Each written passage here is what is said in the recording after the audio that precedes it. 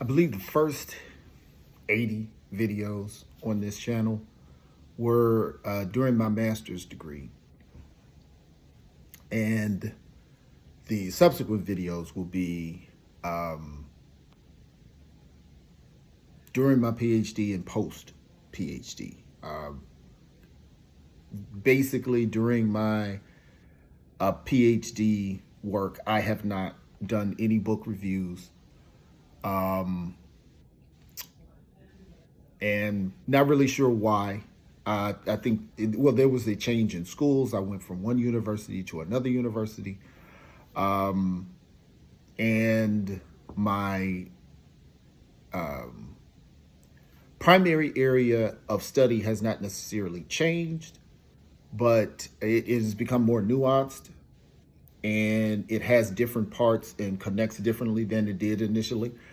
I will do some videos on the difference between your master's degree and your PhD, at least for historians. Granted, this is my experience. None of this is the gospel of how everyone's experience is going to go. But I know, had I had some of these particulars mentioned to me, it probably would have made my transition and expectations a lot easier road to travel. So just for example, you have 4 degrees that you get in college: your associate's degree, your bachelor's degree, your master's degree, and your terminal degree, doctoral, whatever that may be.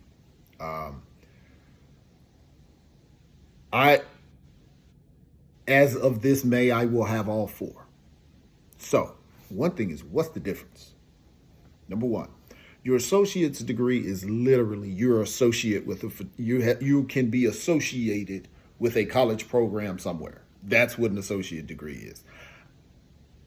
I'm associated. I really didn't complete a program, so to speak, but I got in there. I mixed it up. I got a feel for what's going on. For lack of a better term, that's what the associate's degree is. Your bachelor's degree says something a little more. Your bachelor's degree says, I have completed a program over a long period of time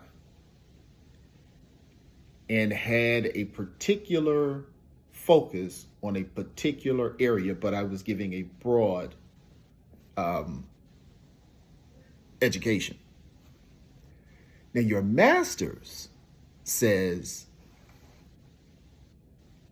I've already had the requisites of the bachelor's degree with some information, but now I have learned what people who have mastered this particular area, I have learned what they have said, and I am competent in representing what the experts have said about this area. Now notice, you're not an expert. You can say what experts have said. That's the master's. The PhD, or the doctorate program, explains, I have mastered what the masters have said to the extent to which I can add to the conversation. Now I am a master. I'm adding to the arguments, okay? That's what the PhD is, which is also why your grade requirement goes up.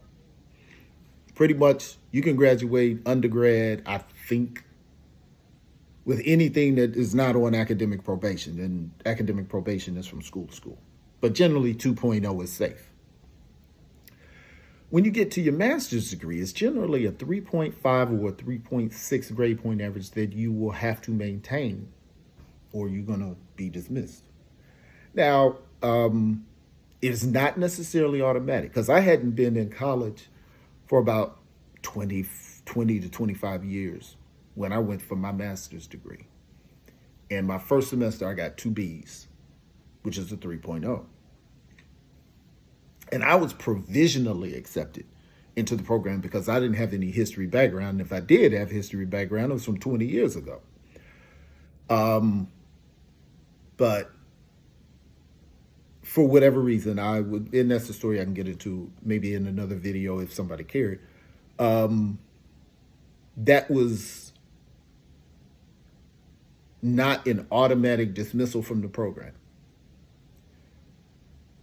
And I did not get the lowest grade I got out of a class subsequent to my first semester was an A-.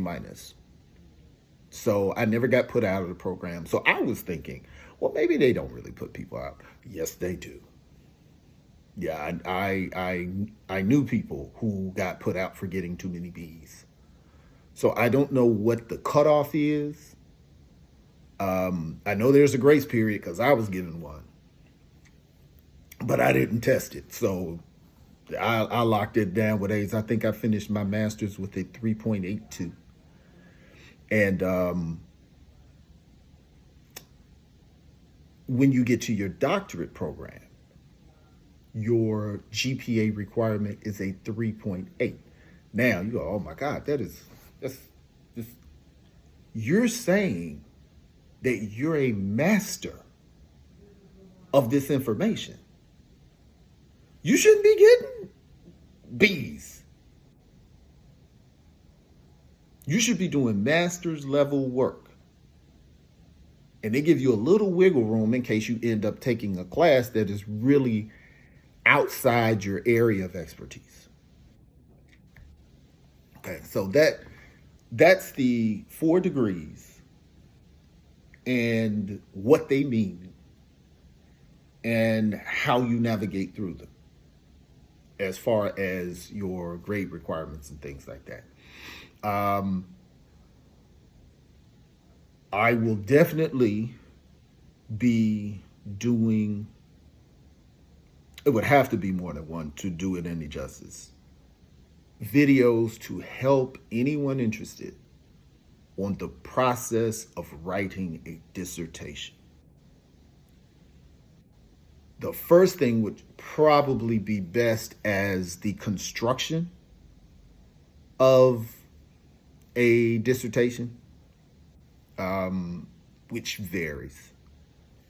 And it's going to also vary from professor to professor, how to put together your committee. And this even goes for your master's degree as well, if you have a thesis or non-thesis program. See, I did a non-thesis master's degree.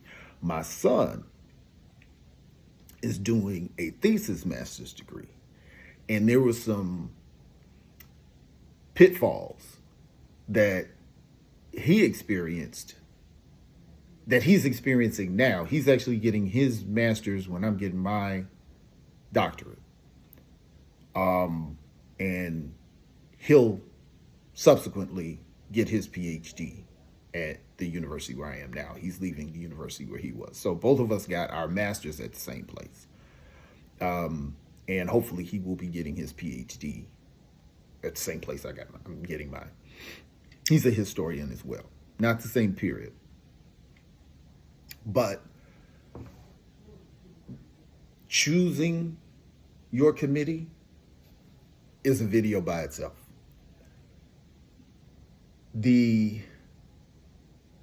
patience you have to have with approaching the dissertation and some of the things that you're going to experience that is humbling, it is tiresome, it is frustrating, but it is probably the greatest learning experience you're going to have. So, we'll be updating videos constantly. There will probably be more videos coming out between now and the summer than what's been out the last year, because I haven't really done any. So again, to know what these videos are for, they are to guide people moving into professional degrees, offer some information, and also the book reviews. The book reviews are very important, and my book reviews are going to be really narrow, based on my area of expertise.